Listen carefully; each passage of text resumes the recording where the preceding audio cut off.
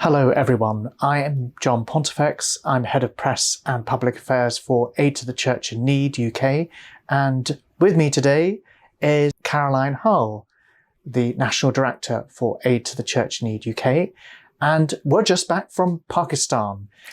And we're really excited because we've worked together all the time and we're fast friends, but we haven't had a chance to chat about our impressions from our trip. So it's fantastic to have the opportunity to do that and make this short video to share our impressions with you today. And you see, I'd been waiting 7 years to go to Pakistan. I mean, I've been many times, but this was a 7-year wait because there have been so many difficulties. We had COVID, we had problems getting visas and other issues. And so when you finally touched down in Islamabad, it was a feeling of great excitement. I don't know about you, but I felt this overwhelming sense of excitement, indeed relief that we'd got there. And we just wanted to share with you some of our highlights. And we were wondering between us, which would we pick as our one highlight from the trip? Absolutely. Well, this was my very first visit to Pakistan, so it was all new. Everything about it was new to me. And there is one clear standout thing for me, and that is attending Mass. Just amazing. 1,000+ people in a church. This was during Lent when we went to Mass on Sunday in Rawalpindi, outside of Islamabad. Just the joy, even during Lent, the singing and the dancing and beautiful colors everywhere, beautiful fabrics and whole families together. And it was just so uplifting. So that is a clear highlight for me. How about you, John? Well, there are many contenders for the crown of my favourite moment. But for me, the most memorable thing that happened was when we were taken out into the countryside, outside Faisalabad, into this very rural setting. And we made our way down a dirt track and then eventually pulled up outside a little village that was beginning to be built up. And it turned out that this village was a new centre for Christians and others who were wanting to have a fresh start. And just a handful of villagers who'd come. And we went into one of them, one of the homes, and it just consisted of a small mud brick house with a little fence round it. And as we went through, you could see a goat had been tethered to the fence post, and there was a buffalo lying there. And then next to the buffalo almost was a woman on a bed outside, and she was holding a tiny baby. And I thought I had to ask, who is this little person? And we spoke to the mother, and she said her name is Angel, and she's only 3 days old. And I just thought, what a fantastic testimony. You've got so much suffering in Pakistan, and yet here is this bright future, this little girl, Angel. Angel. Just tell me a little bit more about the village. So ACN benefactors have helped to support it? They have indeed, yes. What are the plans? How big is it? How many families? Well, there were 40 homes that had been built by the time we got there, but they plan many, many more. And they're also obviously the church, and there's a school. And this is because in many situations, there's a lot of oppression for Christians. They don't have the same rights as others. So they decided as a parish community, let's start a new place. Let's start a new village. And they've named it after one of their most famous priests, Father Bonnie. And so it's called Bonniabad, town of Bonnie. And with the priest who showed us around, he said, now here's where the church is going to be, and with your help, we'll be able to build it. And here's where more houses will be built. And the joy in the people's faces, they could start afresh. Oh, well, that's for my next visit then. And I would say that really contrasts with another place I think we both visited. John and I didn't go together. So John was there about 10 days before I was, and we went to some of the same places and some different ones. But one place we both visited was a slum in Islamabad called the 100 Quarter. And if going to Mass in Pakistan was my high point, just wandering around the 100 Quarter really brought me up short, I have to say. And people in different parts of the world live in different ways. That's understood. But this this was really hard to see. Lots of garbage everywhere, lots of rubbish. There's a canal that runs through the 100 Quarter, which is effectively an open sewer. A lot of crowding. It was a really tough life for the people there. But there was a lot going on. You know, there always is in Pakistan, isn't there? There's so much. It's quite sort of beautiful in just the colors and the busyness and the animals everywhere. And so there's a real vibrancy. But there was a lot of squalor, a lot.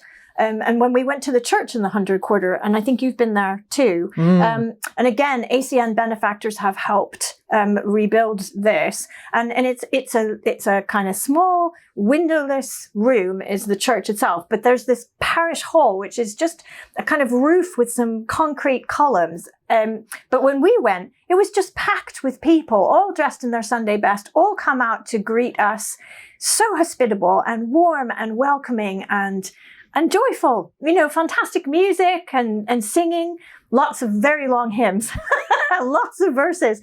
And we just were made to feel so welcome. And it was a real contrast, I think, between the way that the people in this slum live, and the depth of their faith and how they express it and how they welcomed us. And one thing they did, whenever we went anywhere, and I know you have them because I've seen the picture with your gold lame. John turban. got a fantastic gold lame turban once. But they always have garlands and things. And we got handed in the 100 Quarter when we met the parish, people in the parish there. It was kind of cut out of card. And it was like the front of a tabard.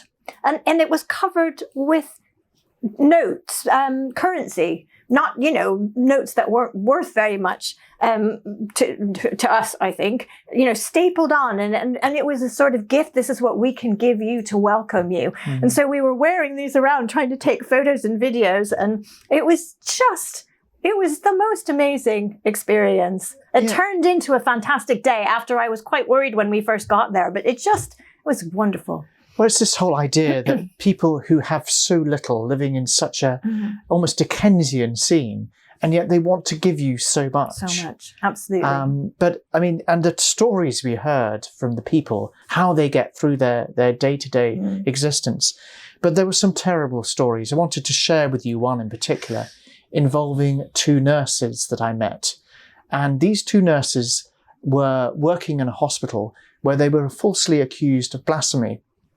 They were told that they had intentionally ripped a sticker containing verses of the Quran. And in Pakistan, that is a crime punishable by life imprisonment. And so these two nurses who were clearly not guilty of this, it was alleged that two psychiatric patients were responsible. These two nurses had to go into hiding. They had to drop their livelihood. Who was going to help them? The church and the benefactors, the friends of Aid to the Church in Need. So we have been supporting them through the local bishop, and they've been having to move from house to house. And they met us in secret. And the younger of the two nurses, Newash Arouj, she said to me, "Who would we turn to except you?" And this is a young woman who she was engaged. She had her whole life set up in front of her, and all of that has had to be put on hold.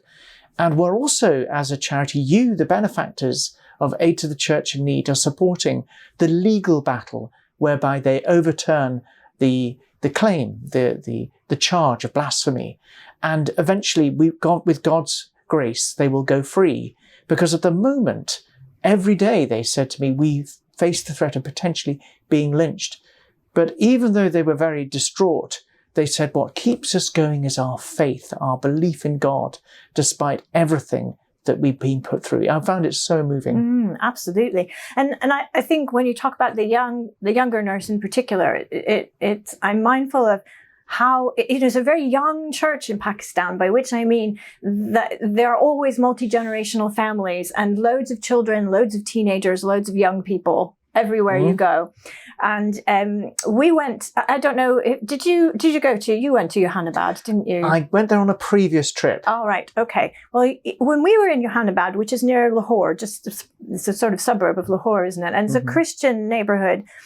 And we went to visit the church there, which was the scene of a terrible incident involving a young man called Akash Bashir. So another young, incredible depth of faith this young man had. And I think it was 2015. That's right, yeah. Do you want to, you probably tell the story a bit better than I do. Well, only to say that Akash Bashir, was a volunteer guard at St. John's Church in Johanabad. And he's there standing at the gate, and he sees a suspicious individual coming towards him. And he shuts the gate. Everyone's coming into mass, and he slams the gate shut. And he's meant to have said something like, I will die before I allow you to get in. I'd rather die than that happen. And the man then released what turned out to be a suicide vest. And Akash was killed outright, and a number of the other volunteer guards were injured, but the force of the blast were ricocheted off the gate, which he'd successfully shut. And that meant that the 1,000 or more people coming for mass that Sunday morning in March 2015 were effectively saved. So this man, a young guy, Akash Bashir, his courage, his quick thinking, his faith saved so many people. And as a result of that, his cause has been opened in the Vatican, and he is on the first rung on the way to becoming a saint. So he is now officially a servant of God. So we met his family, and he is a person of great courage and faith, and an icon, really, for the church in Pakistan. Absolutely. And I met an amazing family who were at the mass when Akash Bashir was killed, but also went on to suffer quite a bit as a result of this. After this incident, there were some riots because the police weren't being seen to do anything to try to figure out what had happened. And as a result of that, a group of Christian men, about 90, were arrested shortly after this, after Akash Bashir died. And 40 of them were convicted and sent to prison. Most of them were in prison for almost 5 years. And I got to meet one of them. He's called Sunil. His father, Dixon, was actually the person who was arrested, but Sunil, his father is quite frail. So Sunil came forward and asked to take his father's place. Anyway, I went into Sunil's house. I met his family. I met Dixon. I met his mother, Violet, who had been in the church at the mass. And Sunil told us a bit about what it was like for him in prison. He told us how for the first year, his family was turned away. They weren't allowed to visit. He and the other Christians were put into solitary confinement. He was beaten. He was tortured. He was fed animal food, dog food, I think. It was awful. And every day, he and the other Christians were asked if they would convert, give up their faith, and then they would be freed. So I'll be honest and say I did ask him, did it ever cross your mind? Did you ever have a moment where you were feeling so weak, so physically weak and so sad and miserable that you would have considered this? And he said, absolutely not. Absolutely not. Without batting an eye, he said, Jesus Christ gave his life for us, and I will die for Christ's name. And, just to hear him say this and to talk to someone whose faith has been tested in that way and who is firm in his knowledge that that's how he would react was amazing. When he was released with these other men who were still in prison with him, the problems continued because he and his family, he has a brother as well, and they couldn't get work because the people who owned the factories wouldn't hire them because they were Christians and they'd been in prison. So he went to his Archbishop, Archbishop Sebastian Shaw, who is a wonderful friend of ACN's. We all know him quite well. And he came to us, and ACN, our benefactors, have provided some little grants for people like Sunil so that they can rebuild their lives. So all of you watching this video, you've helped him and his brother buy, it's like a tuk-tuk. It's a little sort of open air taxi. And the two of them use this taxi to drive people around, and they make enough money to support two families, Sunil, his brother Suhail, their families, plus their parents, Violet and Dixon. So it's a wonderful story. And also, ACN was able to help with the legal fees. And I know that we've done quite a lot of work in Pakistan providing legal fees for Christians. And of course, this is just one way in which you're helping. Another important way is that we, as a charity, have been supporting the young people. This is a country where, in parts, it's up to 90% illiterate in parts of the Punjab. So in response to that, we were pledging to support 750 of the most deserving pupils, children, from all 7 dioceses across Pakistan. And these 750 children are being funded to have basic schooling. And this could be a real turning point, because it's a situation where poverty and persecution feed discrimination. And now we're fighting back by giving people their basic tools whereby they can start gaining a foothold in society by getting decent jobs and a life free from oppression and from a feudal system. So thank you for all you're doing to enable this work to happen. And thank you so much for listening and watching today. And we're so grateful for your support. And please pray for the suffering Christians of Pakistan. Thank you so much.